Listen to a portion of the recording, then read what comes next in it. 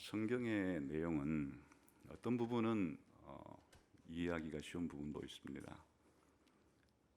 접시물처럼 얕아서 누가 읽어도 쉽게 이해가 되는 그런 내용도 있습니다. 그러나 성경의 어떤 부분은 이해하기가 아주 어려워서 누가 읽어도 그 깊이 있게 이해하기가 쉽지 않은 그런 내용들도 있습니다. 마치 바닷물 같은 깊이를 가지고 있는 그런 내용들도 있습니다. 근데 오늘 우리 함께 살펴보려고 하는 시편 110편은 바다와 같은 깊이를 가진 아주 이해하기 어려운 신비로운 내용을 담고 있습니다. 말 하나하나의 뜻을 몰라서가 아니라 그 말이 담고 있는 그 깊이를 헤아리기가 쉽지 않다는 뜻입니다. 예를 들어 중학생들이 영어를 배워서 사전을 찾아가면서 타임지라든지 뉴스위키 같은 그런 잡지를 읽는다고 해도 뭐 단어야 사전에 찾아보면 나오니까 알지만은 정치, 경제, 사회, 문화, 과학 관련된 그 사실과 전문적인 개념을 모르면 이해가 안 되겠죠. 그처럼 오늘 읽은 시편 110편도 뭘 말하는지는 알겠는데 그 말의 의미가 얼마나 깊은지 이해하기가 쉽지 않은, 그러나 굉장히 신비롭고 영광스러운 그런 내용을 담고 있습니다. 표면적으로는 이제 보시면 알겠지만은 여호와께서 누군가에게 왕권을 주시는 그 왕으로 임명하는 그런 장면이에요. 그래서 이제 이런 시를 등극시라 그러죠. 취임시, 왕이 취임할 때, 등극할 때 사용하는 그런 시입니다. 그런데 이제 전체적으로는 다윗 왕의 후손으로서 다윗 왕국의 왕이 됐을 때 하나님께서 선지자를 통해서나 제사장을 통해서 해주시는 그런 이제 말씀의 형태를 갖추고는 있어요. 한번 볼까요? 1절 시작. 여호와께서 내 주에게 말씀하시기를 내가 내 원수들로 내 발판이 되게 하기까지 너는 내 오른쪽에 앉아 있으라. 이게 지금 여호와께서 이스라엘의 왕에게 해주시는 그런 말인데 최초에 이 시를 지은 다윗이야 환상 가운데 뭐 이런 것들을 보았다고 할지라도 이제 그 이후부터는 이 말을 여호와를 대신해서 누군가 선지자가 되었든 제사장이 되었든 취임하는 왕에게 이 말을 들려주는 거예요. 넌 내 오른편에 앉아라 이렇게. 그리고 이제 4절도 마찬가지예요. 읽어서 시작. 여호와는 맹세하고 변하지 아니하시리라.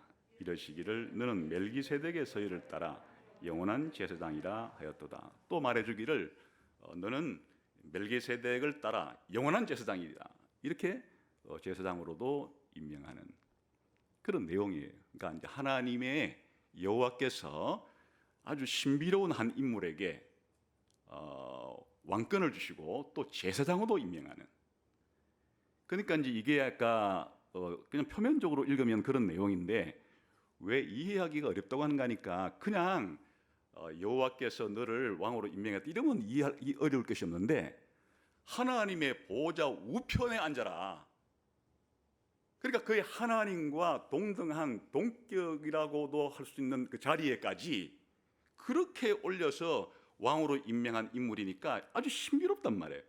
그 여호와의 보좌에 앉은 이 인물이 여호와의 관계가 어떠한가를 생각하면 생각할수록 지상에 있는 다윗 왕의 후손 같지는 않고 그러니까 굉장히 신비로운 그런 인물인데다가 원래 이스라엘 사회에서는 왕과 제사장은 겸직이 불가능한 거예요. 왕은 왕이고 제사장은 제사장이고 왕이 제사장 노릇을 만드는 것이고 그런데 이 왕은 제사장으로까지 임명을 했다 그거예요.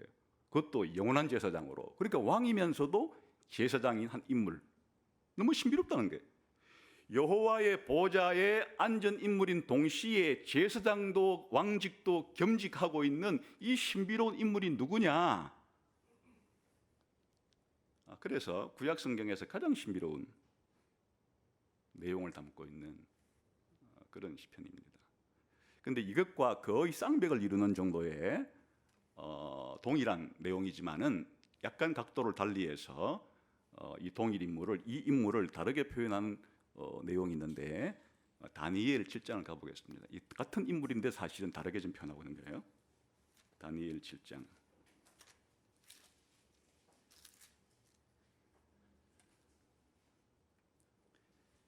다니엘 7장을 봅시다.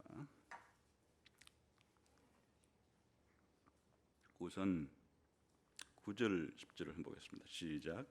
내가 보니 왕자가 놓이고 옛적부터 항상 계신 이가 좌정하셨는데 그의 옷은 희기가 눈 같고 그의 머리털은 깨끗한 양의 털 같고 그의 보좌는 불꽃이요 그의 바퀴는 타오르는 불이며 불이 강처럼 흘러 그의 앞에서 나오며 그를 숨기는 자는 천천히요 그 앞에서 모셔선 자는 만만이며 심판을 베푸는데 책들이 펴 있는데 이것도 이제 하나님이 다니엘에게 환상 가운데 보여준 장면이에요.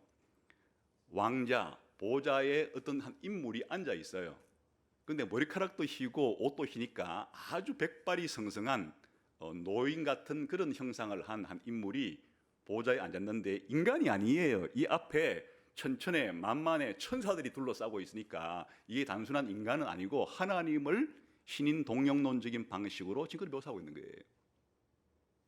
그런데 이것도 신비로운데 더 신비로운 것은 보좌에 앉으신 이 하나님께로 다가가는 신적인 한 인물이 있다는 거예요. 그게 이제 13, 14절이 시작. 내가 또 밤 환상 중에 보니 인자 같은 이가 하늘 구름을 타고 와서 옛적부터 항상 계신 이에게 나아가 그 앞으로 인도되며 여기에 내용을 잘 보세요. 여기서 인자라는 것은 그냥 우리 말로 풀어서 직역하면 그 사람의 아들 같은 이가 그런 뜻이에요. 인자는 한자말로 번역한 것이고 그냥 우리 한글로 번역하면 그 사람의 아들 같은 이가 그 사람 어디 있었어요? 아까 7장 9절에 보좌에 앉아 계셨던 그 분이 모양이 어떻게 지금 하고 있다고요? 머리가 하얗고 흰 옷을 입고 있으니까 옷도 입고 있고 머리카락도 희니까 누구예요? 사람 모양이죠. 사람 모양을 하고 마치 오래된 나이가 많은 그런 할아버지의 모양을 하고 앉아 있는 그 보좌에 앉아 있는 그 사람의 아들 같이 생긴 이가 그런 뜻이에요. 이가 하늘 구름을 타고 보좌에 앉아 계신 분에게 다가가니라 그런 뜻이에요. 그러니까 아까 보좌에 앉아 계신 분도 사실은 인간이 아닌 하나님을 그렇게 우리에게 이해시켜 주기 위해서 신현 동영론 쪽으로 묘사했듯이 하늘 구름을 타고 가는 그 사람의 아들도 신적인 분이에요. 인간이 아니에요. 구름 탄다는 것 자체가 인간이 하는 일이 아니에요.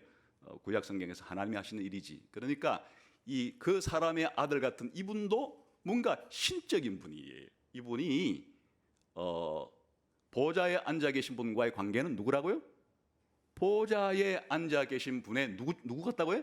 아들 같은 이가 보좌로 가니까 이제 보좌에 계신 분이 구름 타고 자기에게 다가온 그 신비로운 인물에게 뭘 해주는가 하는 게 14절이에요.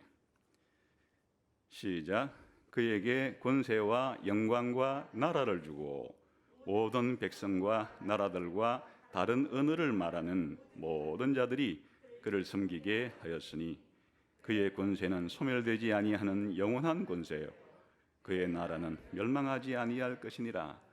아까 시편 110편에서 너는 내 보좌 우편에 앉으라 하는 말을 다른 말로 풀어 쓰게 되면은 내 보좌에 앉으라 한 그 인물에게 온갖 나라와 백성과 권세와 왕권을 모두 다 그냥 그렇게 물려주는, 통치권을 넘겨주는 그런 이야기.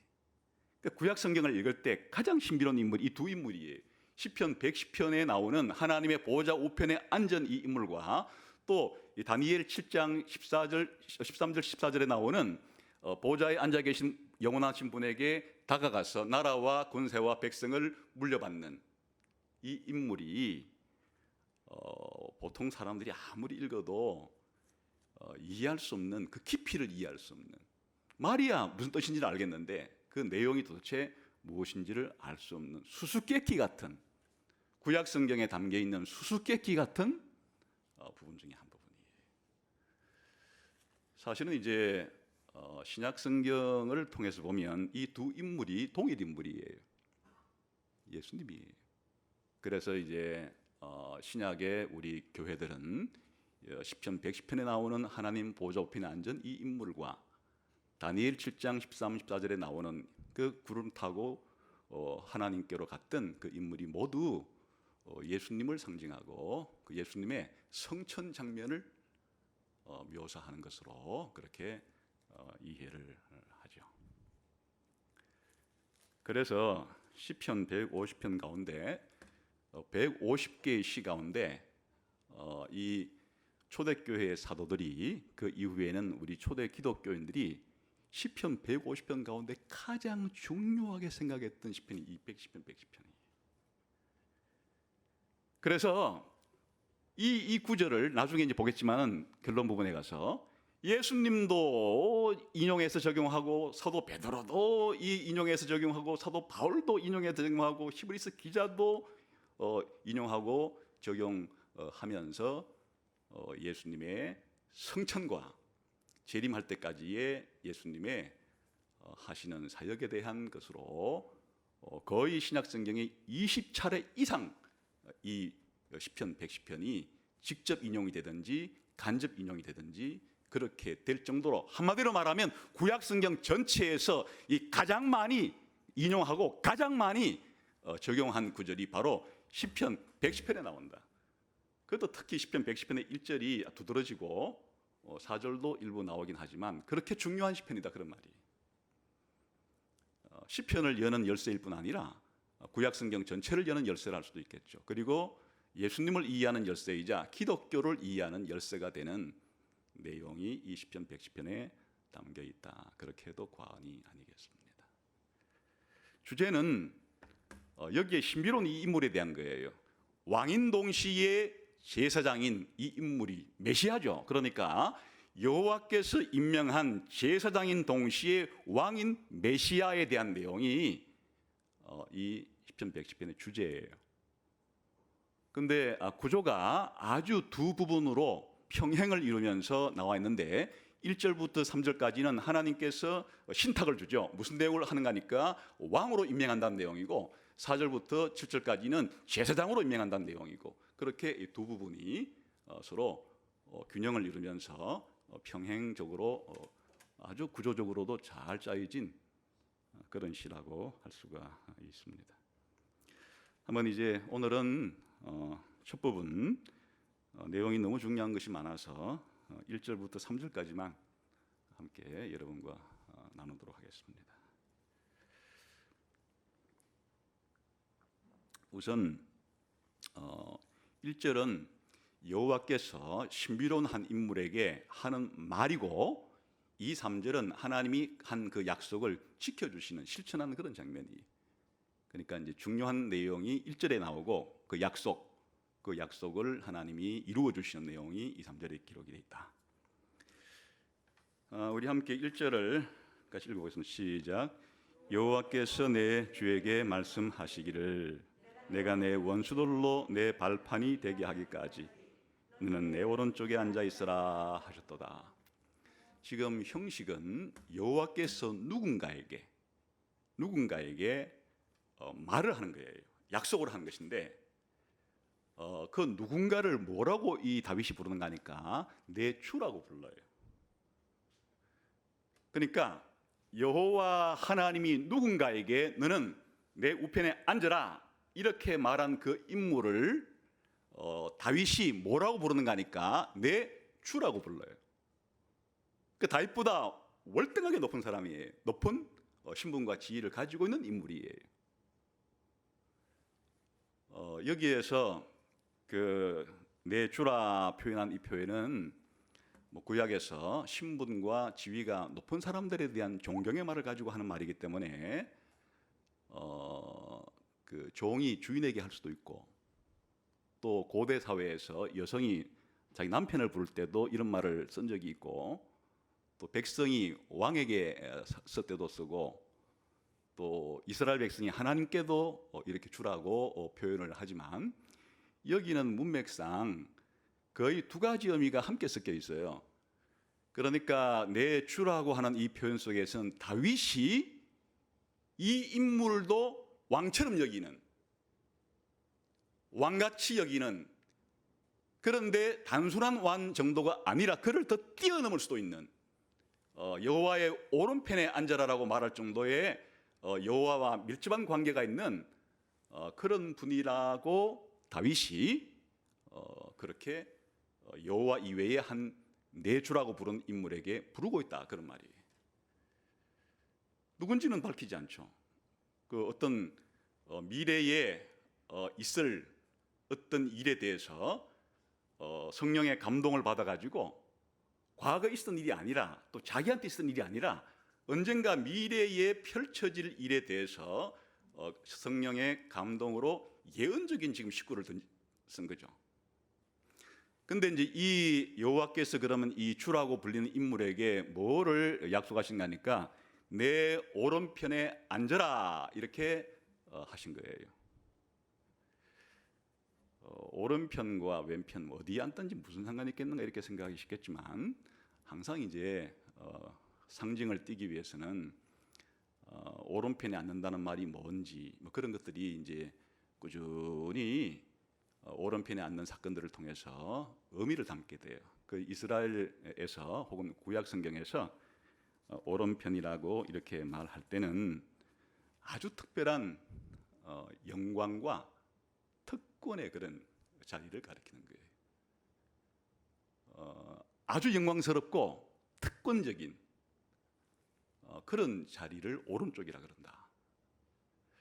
그래서 이제 이런 사례가 나오는데, 그럼 이제 이것이 정말 그러냐 할 때 역사적인 사례가 있는데, 솔로몬 왕이 자기 어머니 바스바가 자기에게 왔을 때 바스바를 어디다가 모신가 하니까 자기 오른편에 앉아요.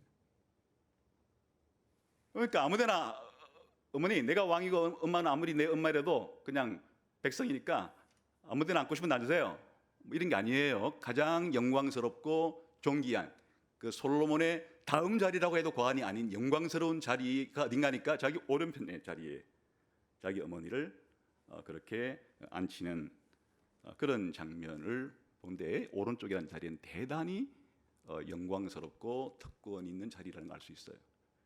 지난번에 우리가 시편 45편인가에서 왕의 결혼식 시를 볼 때도 왕후가 어디에 자리하는가 하니까 아무데나 있는 게 아니에요. 왕의 오른쪽 자리에 왕후가 그렇게 앉아 있는 거예요.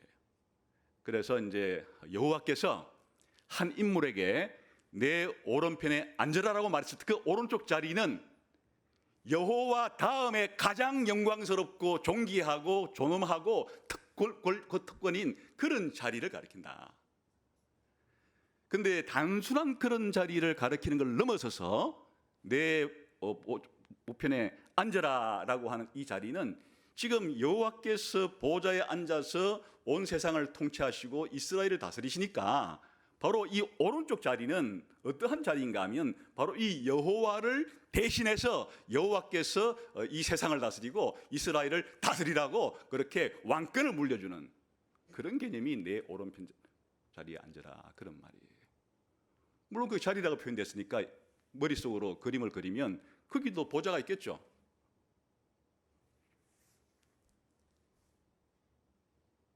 내 우편에 앉아라 하는 얘기가 그런 얘기다. 쉽게 말하면 왕권을 부여하는 한 인물에게, 근데 보통 왕권이 아닌 자신의 오른편에 앉아서 세상을 나를 대신 통치할 그런 자리에까지 올린 한 인물을 가리키고 있다. 근데 이제 첫 번째 하는 말은 이런 통치의 중요한 목적이 뭔가니까 뭐라 그래요? 다시 1절 읽어볼까요? 시작. 여호와께서 내 주에게 말씀하시기를 내가 네 원수들로 네 발판이 되게 하기까지. 그러면 여호와의 보호자 오른편에 앉아서 뭘 하느냐? 통치를 하는 자리니까 통치를 하는데, 통치를 하는 중요한 내용 중에 하나가 뭐냐? 원수들을 정복하고 원수들을 굴복시키는 그 일을 그 자리에 앉아서 계속하는데, 결국에는 그 원수들을 어디까지 집어넣을 정도로 그렇게 통치할 권한을 주는 거니까 그 오른편에 앉은 그분의 그 모든 원수들이 그 발판이 될 때까지. 이게 이제 우리 현재 그 문화에서는 자리에 앉을 때 발판을 안 쓰고 그냥 우리가 앉으니까 이게 무슨 말인지 모르는데, 이 고대 건동 지방에서 왕이 앉을 때 보좌가 좀 높아요. 그러니까 보좌 밑에 발판을 이렇게 놓아요.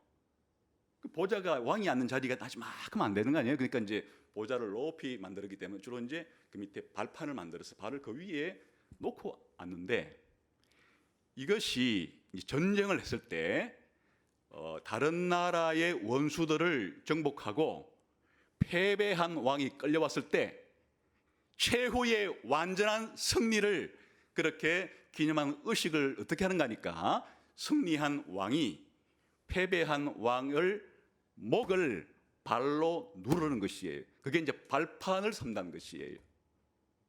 고대의 풍습이에요.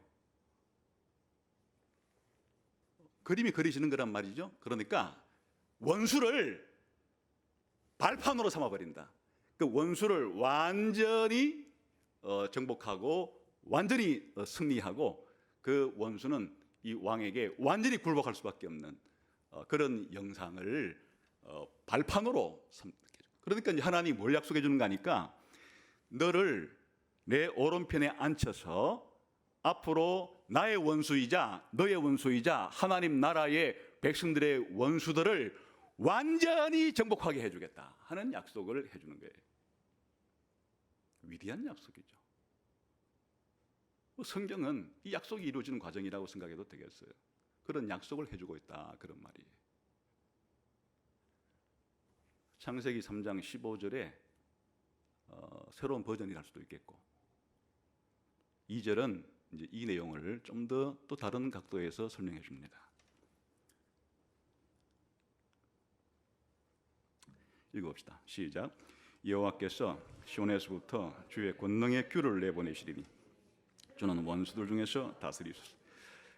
같은 얘기를 다른 각도에서 하는 거예요. 아까 내 주에게 내 오른편에 앉아라 하는 얘기를 이제 쉽게 말하면 보좌에 앉혀주는 장면인데, 이번에는 뭘 주는가 하니까 시온에서부터 여호와께서 그 내 주에게 권능의 호를 주신 거예요. 큐라는 말은 다른 말로 홀로도 번역하는데, 이게 왕들이 저런 그 중세의 이런 장면을 보면 왕이 뭘 가지고 있어요? 지팡이를 가지고 있죠. 왕이 왕홀이라 그러는데 그걸 큐라 그러는 거예요. 왕의 통치권을 상징하는 거예요. 우리나라에는 아마 그 고대 사극 같은 거 볼 때 그걸 짚고 있지는 않더라고요. 우리나라는 그냥 왕의 특징을 상징하는 게 뭐 왕관을 씌워주거나 아니면 왕복 정도로 이렇게 묘사가 되는데, 고대 이 중동 지방에서 왕의 왕권을 상징하는, 통치권을 상징하는 물건 가운데 하나가 이 왕의 지팡이, 이 왕의 홀이에요. 통치권의 상징이에요. 마치 목자가 양들을 다스릴 때 목자의 지팡이가 있듯이 그 왕의 백성 자체가 양떼에 비견되고 그 왕이 양들의 목자에 비견되는 그런 지팡이예요. 그러니까 여호와께서 보좌 우편에 앉으라 한 이 인물에게 여기까지만 해도 왜 그 여호와의 보좌 오른편에 앉으라 했는지가 잘 이해가 안 되면, 2절에서 확실히 자기 오른편에 앉은 그 인물에게 뭐를 준다고요? 왕권, 통치권을 상징하는 바로 왕호를 준다, 그 말이에요. 그 어디서 주는가 하니까 시온에서 준다 하는 이야기는, 시온은 아주 독특한 그 장소예요. 왜 여호와께서 그 왕권을 상징하는, 통치권을 상징하는 이 큐를 시온에서 주시는가 하니까, 이스라엘의 다윗 왕국의 수도가 어디예요? 수도 예루살렘이죠. 그런데 예루살렘에서 왕궁을 어디다가 짓는가 하니까 예루살렘 남동쪽에 있는 언덕이 있어요. 그걸 일명 시온산이라 부르기도 하는데, 거기에 다윗의 왕궁을 짓고 또 다윗 왕궁 위에다가 뭘 짓는가 하니까 여호와의 왕궁인 성전을 지어. 그러니까 이 시온은 다윗의 왕궁이 있는 자리인 동시에 앞으로 여호와의 성전이 있는 자리예요. 그러니까 이 형식적으로 이스라엘 전체의 왕이신 여호와께서 계신 곳이 어딘가니까 시온산에 계시는 거예요. 이 시온에 계시는데 시온 중에서도 어디 계세요? 성전에 계세요. 그런데 그 시온에서 성전에 계신 여호와께서 시온의 그 다윗의 왕궁에 앉아 있는 왕들에게 바로 왕호를 넘겨주는 거예요. 왜 시온이라는 자리가 중요한가? 그게 바로 다윗의 왕궁이 있는 자리이자 여호와의 왕궁인 성전이 있는 곳이 시온이기 때문에 그런 거예요. 다시 말하면 이것이 의미하는 바는 원래 이 왕홀은 왕권은 누가 가지고 계신 것인가니까 시온에 성전에 계신 것으로 상징되는 여호와께서 가지고 계신 이 통치권 왕권을 누구한테 넘겨주는가 하니까 그 다윗 왕궁에 앉아서 여호와를 대신해서 다스릴 그 이스라엘의 왕으로 올, 또 구체적으로는 이스라엘의 다윗의 후손들에게 장차는 다윗의 후손으로 오실 그리스도에까지 연결시킬 수 있겠지만 그렇게 왕권을 주는 그런 글입니다. 역시 이런 왕권을 주는 것 자체가 지금 아직은 전시 중이기 때문에 원수들을 그래서 그 왕호를 가지고 굴복시키시고 통치하시고 정복하소서 이렇게 하는 거예요.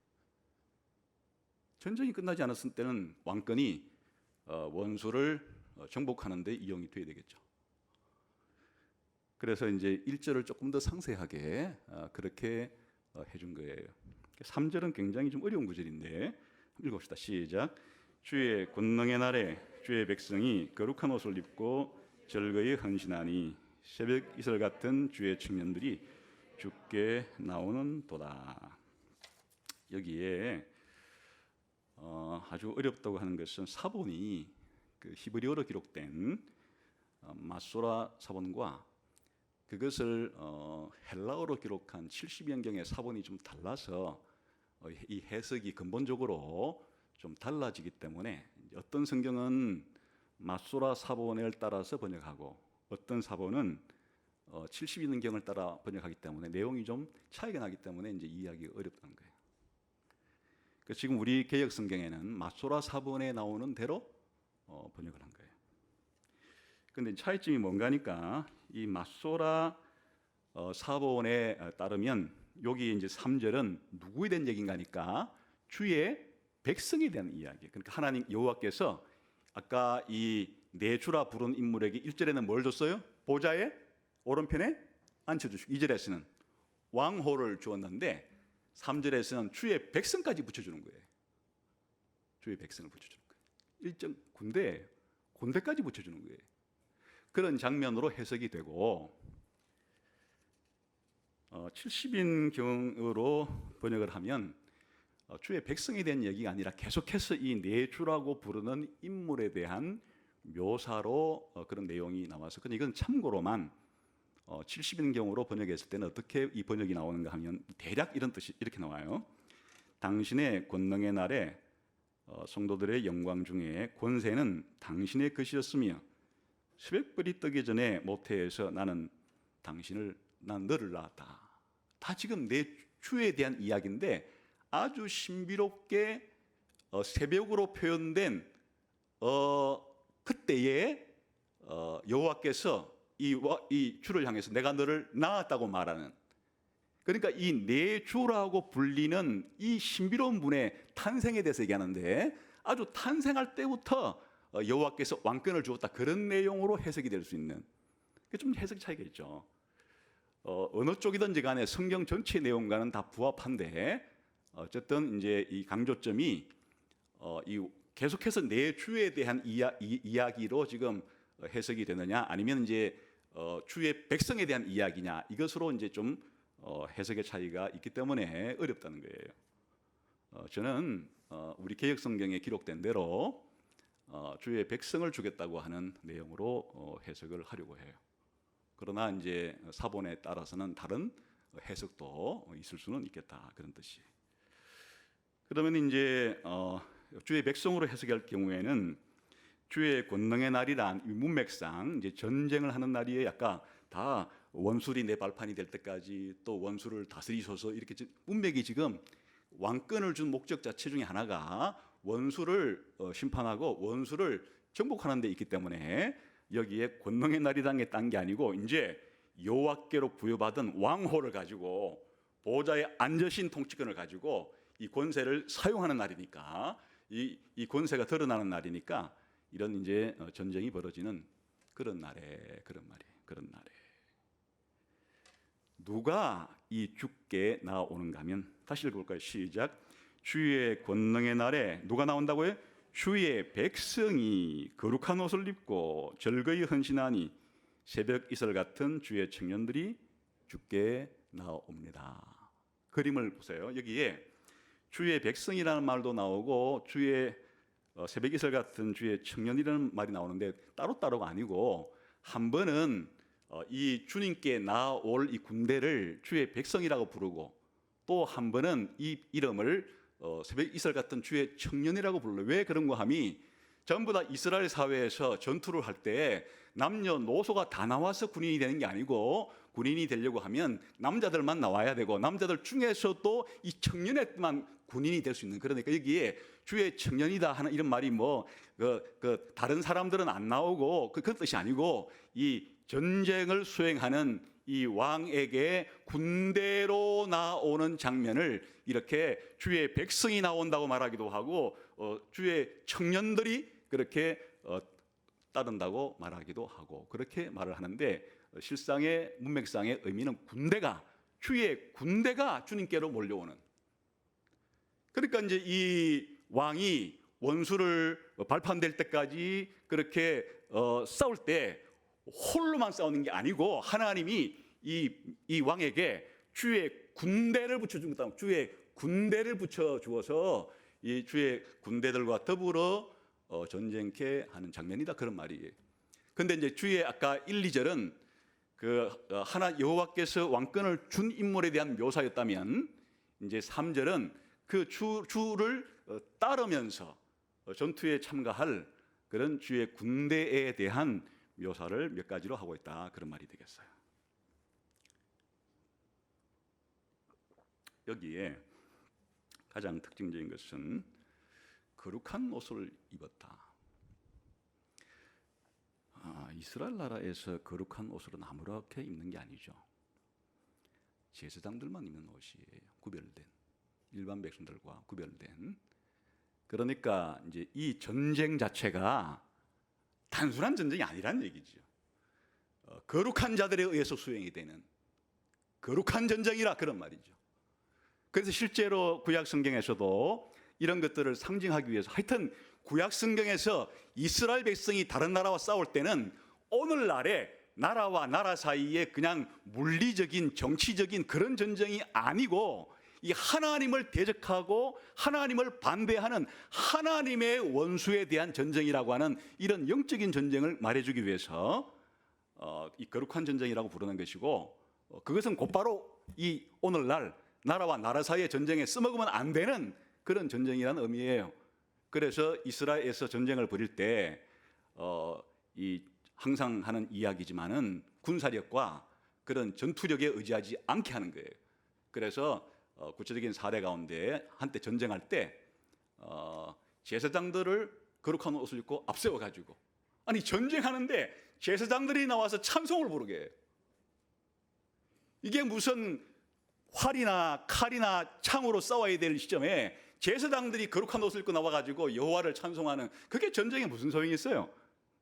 그러니까 이 전쟁이 태초에 창세기 3장에 사단이 와서 우리 인간에게 하나님을 반역하라고 말하는, 그래서 하나님의 원수가 사단인데 그 사단은 하나님의 원수인 동시에 사람의 원수이기도 한 그 사단을 정복하는, 사단을 멸망시키는 그런 전쟁을 가리키는 것이에요. 그러니까 이제 이 전쟁에 수행하는 사람들이 거룩한 사람들이다, 하나님 편에 속한 거룩한 백성에 속한 그런 사람들이라는 물리적인 것을 거룩한 옷을 입고 거룩한 영광스러움을 입고서 전쟁에 나선 사람들이. 무슨 개인적으로 온갖 부정과 불법과 비리와 온갖 썩어 빠진 그런 인간들이 싸우는 전쟁이 아니라 하나님의 거룩한 백성이 되어서 하나님의 거룩한 제사장이 되어서만 수행할 수 있는 전쟁이에요. 하나님 백성들만이 싸울 수 있는 전쟁이라 그런 말이 되겠죠. 거룩한 옷을 입고. 여기에 더 중요한 특징은 이들이 나온 게 절거이 이 왕께 헌신한다. 이게 아주 중요한 특징이에요. 절거이 헌신한다. 여기 절거이 헌신한다는 말은 구약 성경에서 이제 누누이 나오는 자원 예물이란 뜻이에요. 성막을 지을 때 하나님께서 이제 백성들에게 성막을 지을 예물을 바치라고 할 때 강제적으로 하지 않았어요. 백성들이 그냥 자원하는 마음을 가지고 절거이 성막에 쓰여질 예물들을 가지고 왔을 때 쓰는 말이에요. 자원하는 즐거운 마음을 가지고 막 성막을 지을 물건들을 들고 하나님께 마치 누가 이렇게 이거 바쳐 한 게 아니에요. 각자 마음에 감동을 받아가지고 자원하는 마음을 가지고 아주 즐거운 마음을 가지고 그렇게 너무너무 넘쳐나니까 그만 이렇게 그만 가지고 오라고 이렇게 할 정도까지 즐거운 마음으로 자원했던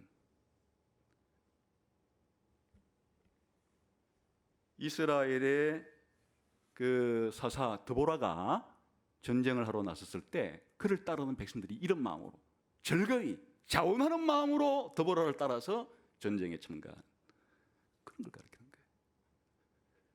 거예요. 그러니까 이제 하나님 백성들의 특징이 뭔가 하니까 이 강제적으로 하기 싫은데 안 하고 싶은데 억지로 두려워서 공포에 질려가지고 이렇게 참가하는 게 아니고 자원하는 마음을 가지고 즐거운 마음을 가지고 기쁘게 자기 자신을 이 왕에게 헌신해서 이 거룩한 전쟁에 참가하기를 바라는 그런 특징들을 가지고 있다 그런 말이죠. 근데 이제 이들의 특징이 다르게 뭐라고 이제 또 바꾸어 표현하는 거니까 새벽이슬 같은 주의 청년들이다. 이건 너무 신선한 표현이에요. 이스라엘 사회에서는 비가 내려야 오늘날처럼 광개수로를 만든 땅도 아니고 하늘에서 비가 내려야만 농사를 지을 수 있는 그런 땅들인데 비가 안 올 때도 온 땅을 촉촉하게 적셔주어서 이 식물들이 자라게 해주는 게 이슬이에요. 아침에 일어나 보면 아침 이슬이 온 들판을 이렇게 쫙 펼쳐서 있는 것 자체가 그 땅에 생명을 주고 그 땅의 식물들에게 생명을 주는 수도 한두 개가 아니에요. 막 폭포도처럼 임하지는 않아도 그 송골송골 맺혀 있는 그 수많은 이슬발물들이 스며들면서 있는 듯 없는 듯 그렇게 식물을 소생시키는 아주 귀중한 것이 이슬인데 이 주님을 따르는 주의 군대를 뭐로 묘사했는가 하니 거룩한 옷을 입고 즐겁게 이렇게 따르기도 하지만은 새벽 이슬 같은 주의 청년들이다. 그 새벽 이슬이 상징하고 있는 그런 생명의 역동적인 약동함을 표현한 동시에 그 수많은 그런 다른 무리들이 있을 거라고 하는 그런 그림을 그려준단 말이죠. 거기에다가 아까 말한 대로 청년이라고 표현한 것은 당연히 군대가 그 청년의 시기에 할 수 있는 것이기 때문에 그렇게 표현을 했다. 그림이 완성되는 거예요. 하나님의 원수인 동시에 하나님이 임명할 이 왕의 동수인 동시에 하나님의 백성들의 원수가 되어서 하나님을 반역하게 만드는 하나님을 믿지 않게 만드는 우리 인간들로 하여금 완전히 하나님의 심판을 받게끔 만드는 이런 원수를 정복해야 되는데 그 정복하는데 하나님이 자기를 대행할 한 인물을 자기 오른편에 앉혀가지고 왕호를 통치권을 넘겨주고 거기다가 백성까지 군대까지 붙여주는 그런 장면이 바로 이 장면이다 그런 말이죠. 자, 여기까지는 그냥 이제 내용은 몰라도 대단한 내용이네 이제 이렇게 알 수가 있는데 그러니까 이제 이스라엘 사람들은 유대인들은 이게 수수께끼였어요. 이 인물이 도대체 누굴까? 1절에 나오는 이 인물이 누굴까? 아무리 생각한다 할지라도 여호와를 유일신으로 믿고 있는 그들의 머릿속에는 여호와의 오른편에 있는 이 인물과 여호와의 관계에 대해서 제대로 이해할 수가 없었어요. 이것은 이제 신약 시대에 예수님이 오셔야만 아하, 여기에 나오는 여호와의 오른편에 앉아서 여호와께로부터 왕호를 받은 이 인물이 바로 예수님이었구나라는 사실을 알 때에야 이 구절을 제대로 깊이 있게 이해할 수 있는 해석의 열쇠를 얻게 되는 거예요. 그전까지는 닫혀 있는 본문이었어요. 그러나 예수님이 오심으로써 이 구절이 열리게 되었어요. 무슨 말을 하는지를 이제는 우리가 알아듣게 된 거예요. 예수님께서 이 구절을 어떻게 사용하시는지 한번 볼까요? 우리 한번 마태복음 22장을 한번 봅시다.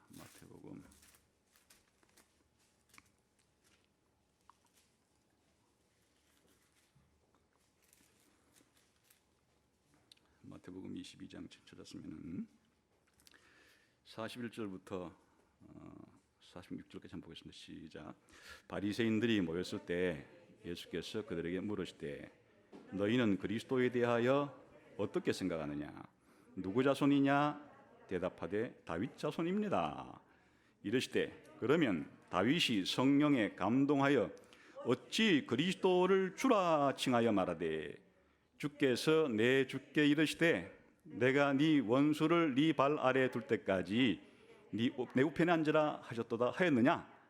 다윗이 그리스도를 주라 칭하였은즉 어찌 그의 자손이 되겠느냐 하시니 한마디도 능히 대답하는 자가 없고 그날부터 감히 그에게 묻는 자도 없더라. 그러니까 이 시편 110편 1절에 여호와께서 내 주에게 말씀하시기를 너는 내 우편에 앉으라 한 이 구절을 최초로 바르게 해석해 준 분이 예수님이에요.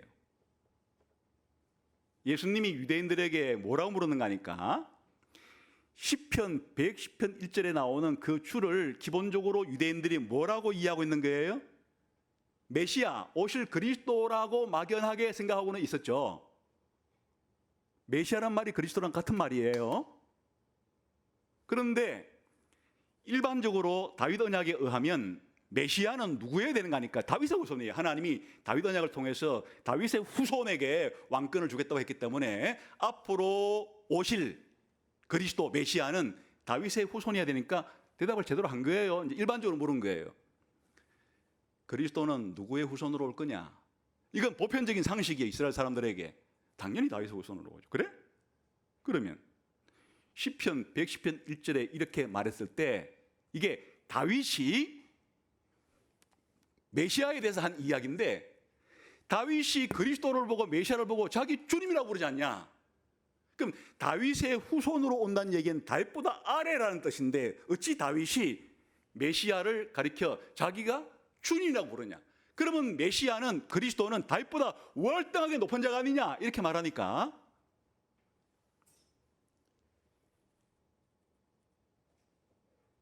반박할 수도 없고 이해할 수도 없고 그게 오늘날까지 유대인 입장이죠. 오늘날까지.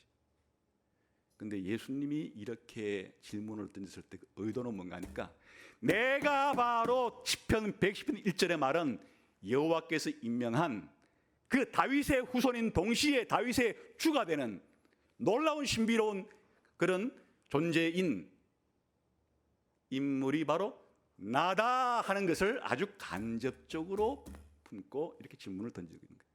이게 이제 제자들이 가르쳐 줬겠죠? 그래 제자들은 부활절 이후에 확실하게 이게 예수님에 대한 이야기라는 것을 예수님의 성천에 대한 이야기라는 것을 이제 가르치기 시작하는 게 기독교예요. 그 사도행전 2장을 봅시다.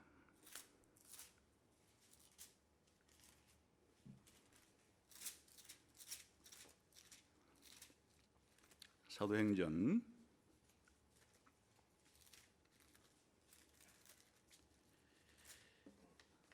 2장을 찾았으면은 33절부터 36절까지 읽읍시다. 시작. 하나님이 오른손으로 예수를 높이심에 그래서 하나님이 오른손으로 예수를 높이심에, 이 말은요 시편 110편 1절로 표현하면 하나님이 자기 오른편에 앉히심에 하는 말을 다른 표현으로는 또 주의 오른손으로 높이심에 하는 것과 같은 말이에요. 그 다음에 시작. 그가 약속하신 성령을 아버지께 받아서 너희가 보고 듣는 이것을 부어주셨느니라. 이제 인용하는 거예요. 다윗은 하늘에 올라가지 못하였으나 친히 말하여 이르되 주께서 내 주에게 말씀하시기를 내가 네 원수로 네 발등상이 되게 하기까지 너는 내 우편에 앉아 있으라 하셨도다 하였으니 그런즉 이스라엘 온 집은 확실히 알지니 너희가 십자가에 못 박은 이 예수를 하나님이 주와 그리스도가 되게 하신다니라. 이 무슨 말인지 알겠죠? 지금 베드로가 오순절날 사람들에게 설교를 할 때 뭐라고 지금 그 예수님을 전하고 있는 거 아니까 예수님이 시편 110편 1절에서 말한 여호와께서 내 주에게 내 오른편에 앉으라 말한 그분이 바로 너희가 십자가에 못 박아 죽인 그 예수님이 바로 시편 110편 1절에 예고된 그 하나님 보좌 우편에 앉은 분이다. 이게 기독교예요. 기독교가 뭐냐? 예수님을 믿을 때 예수님이라는 분이 누구시냐? 시편 110편 1절에서 여호와께서 자기 보좌 오른편에 앉으라고 말하고 모든 왕권과 통치권을 주고서 원수를 완전히 멸망을 시켜라 이렇게 말했던 그분이 바로 너희가 십자가에 못 박아 죽인 그 예수님이 바로 시편 110편 1절에 나오는 그분이다. 그 주장에 대해서 근거가 뭔데? 이렇게 물어봤을 때 근거는 우리가 성령을 받은 것인데 이렇게 성령을 지금 오순절날 우리가 받게 된 것은 바로 예수님이 하나님 보좌 우편에 올라가 가지고 하나님 아버지께로부터 원래 구약 성경에는 하나님 아버지가 부어주는 성령이지만은 이제 하나님 보좌 우편에 올라갔기 때문에 하나님이 모든 통치권과 모든 왕권을 다 맡기셨으므로 성령을 부어주시는 일까지도 이제는 하나님 보좌 우편에 올라가신 예수님이 우리들에게 성령을 부어주신 거기 때문에 지금 예수님은 부활한 이후에 하나님 보좌 우편에 올라가 계신다. 증거가 뭔데? 성령을 보내주신 이것이 예수님이 하나님 보좌 우편에 올라갔다고 하는 증거다.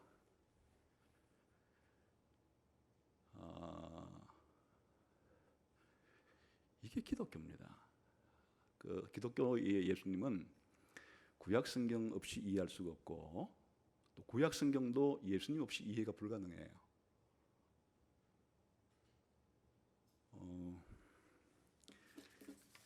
이제 앞으로 사도 바울이건 히브리서 기자건 할 것 없이 전부 다 이제 이것을 다 응용한. 그냥 이번에 시간이 없으니까 한번 들어보세요. 그냥 사도 바울이 로마서 8장 34절에 누가 정죄하리요 죽으실 뿐 아니라 다시 살아나신 이는 그리스도 예수시니 그는 하나님 우편에 계신 자요 우리를 위하여 간구하는 자신이다. 하나님 우편에 앉는다는 표현은 최초로 등장한 구절이 시편 110편 1절이에요. 이제 사도 바울도 예수님이 죽고 부활하고 성천해서 지금 하나님 보좌 우편에 앉아 계신다. 그래서 우리를 위해서 간구하고 계신다. 이렇게 말하는 거예요. 이게 기독교예요. 에베소서 1장 22절에서는 또 만물을 그의 발 아래 복종하게 하시고 그를 만물 위에 교회의 머리로 삼으신다. 그러니까 만물을 그의 발 아래 복종한다. 원수를 내 발판 되기까지 그런 구절에 해당이 되는 것이기도 하고요. 뭐 수없는 그런 성경 구절들이 엄청나게 많은데 한두 구절만 읽어드리면 에베소서 1장 20절에는 이 그의 능력이 그리스도 안에서 역사하사 죽은 자들 가운데서 다시 살리시고 하늘에서 자기의 오른편에 앉히사 이런 구절들이 20여 개가 나옵니다. 그 말이. 그러니까 기독교는 첫 출발할 때 어떻게 출발했는가 하니까 바로 시편 110편 1절을 바르게 해석함으로써 기독교가 탄생한 거예요. 그 유대인들은 아까 예수님 물어봤죠. 다윗이 성령의 감동을 받아서 내 주께라고 불렀던 그 인물이 그리스도인데 너희들은 왜 자꾸 이 메시아를 다윗의 후손으로만 생각하느냐? 그 시편 121편을 읽어보지 않았냐? 다윗 자신이 그리스도를 향해서 자기의 주라고 불렀다. 다윗보다 월등히 높은 인물이었어. 그게 바로 나야, 사실은. 이렇게 하시는 예수님의 말을 유대인들은 받아들일 수가 없죠. 그러니까 죽인 거예요, 예수님을. 신성모독죄로. 아주 간략하게 말씀을 드리면. 그런데 예수님이 진짜 그렇다는 걸 언제 증명했느냐? 성천하셔서 오순절날 성령을 부어주심으로써 진짜 예수님이 하나님 보좌 우편에 올라갔다는 사실이 이 베드로와 이 초대교회 사도들에게 이제 확정이 된 거예요. 그래서 기독교의 믿음이 뭐냐? 예수님은 시편 110편 1절에서 예고된 하나님 보좌 우편에 앉아 계신 그분이 예수님이다. 이게 예수님을 주님으로 믿는다는 뜻이에요. 예수님을 주님이라 믿는단 말 그 말이에요. 그 기독교가 이 세상 사람들에게 전하는 기독교의 복음 메시지가 뭐냐? 예수님이 주님이시라는 건데, 예수님이 저 시편 110편 1절에 기록된 그 여호와의 오른편에 앉아 계신 그분이 바로 예수님이고, 지금 바로 하나님 보좌 우편에 계셔서 다시 재림할 때까지 이 세상을 통치하시고 교회를 통치하시면서 최후의 심판 때의 모든 원수를 발판 만드시기까지 지금 하나님 보좌 우편에 계셔서 활동하고 계신다 하는 게 기독교예요. 그러니 독특한 사람들이에요.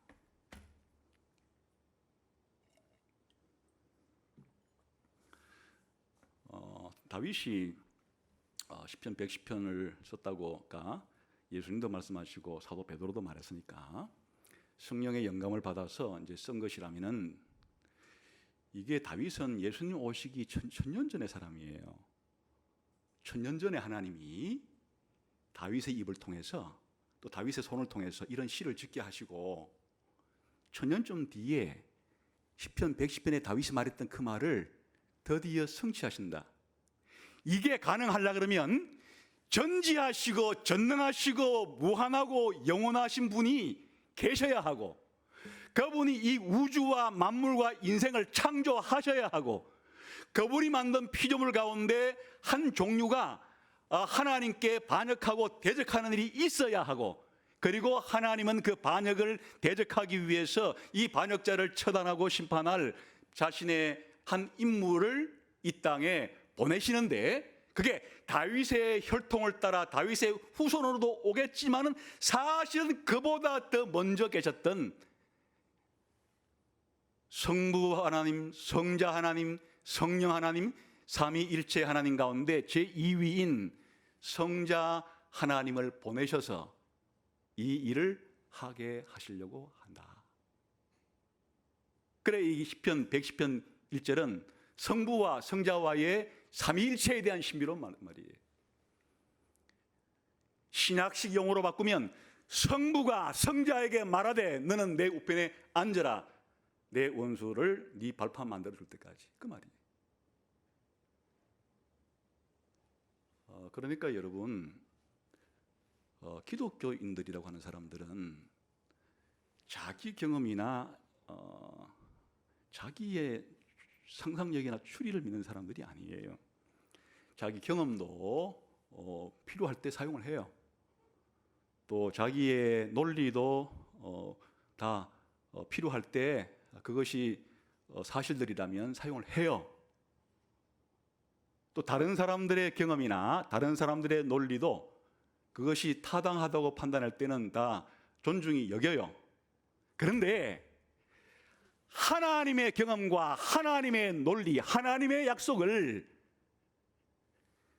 내 개인적인 체험이나 내 개인적인 그와 같은 추리보다도, 다른 사람의 경험과 추리보다도 월등하게 더 진리라고 믿는 사람들이에요. 그래서 내 경험과 내 논리나 다른 사람의 경험과 다른 논리가 하나님의 말씀과 일치될 때는 그런 경험과 그런 이성들이 다 타당한 것이고 합당하게 받아들이지만은, 자기가 경험했다고 말하는데, 자기가 상상했 혹은 생각했다고 말하는데 그게 하나님 말씀과 틀리면 기꺼이 우린 누굴 택하는 거니까 다른 사람의 그런 말을 택하는 게 아니고 하나님의 말씀인 성경을 택하는 사람들이 기독교인이에요.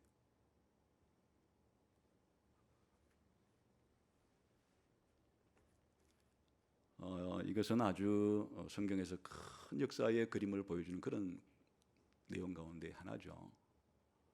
그러면 오늘 우리는 어떻게 살아야 된다는 것인가? 이게 이제 신약성 전부의 이야기인데, 오늘 나오는 구절의 근거에서 말하자 그러면 우리는 거룩한 백성으로 부름받은 사람들이에요. 그 세상 사람들과 달라요. 우리의 신앙인 이 세상 사람들이 믿는 신앙과 다르다고요. 하나님이 계시냐 안 계시냐의 문제에 있어서, 또 하나님이 어떤 성품을 가지고 계시냐에 있어서, 하나님이 세상을 향해 가지고 계신 계획이 어떤 것이냐에 대한 생각이 달라요. 우리는 성경이 말해준 대로 믿는 것이고, 다른 사람들은 자기의 상상을 가지고 추론해서 생각하는 것이고, 또 이 세상의 기원과 인간의 기원에 대해서, 또 세상에 지금 벌어지고 있는 이런 전쟁과 전염병들이 왜 생겼는지에 대한 해석에 있어서, 앞으로 세상이 어떻게 변화될 것이고 이 세상이 어떻게 막을 내릴 것인지에 대한 모든 해석에 있어서 기독교인들은 거룩한 사람들이에요. 성경이 말하는 것대로 자기의 의식을 형성하고 사상을 형성하고 자기 믿음을 형성한 사람들이에요. 그뿐 아니라 우리가 하나님을 믿고 예수님을 믿는 것은 특징이 절거히 헌신하는 것이에요. 사단은 그러지 않아요. 사단은 두려움을 일으켜요. 사람들에게 공포와 두려움을 일으켜서 자기를 따르게 하지만, 하나님과 예수님은 절대로 그렇게 하시는 분이 아니에요. 이 하나님적이냐 아니면 사탄적이냐의 분별 기준 중에 하나가 이거예요. 우리 인간들로 하여금 자발적으로 절거히 따르게 하느냐, 두려움과 공포나 기타 다른 것으로 가지고 강압적으로 그렇게 따르게 하느냐의 특징이에요.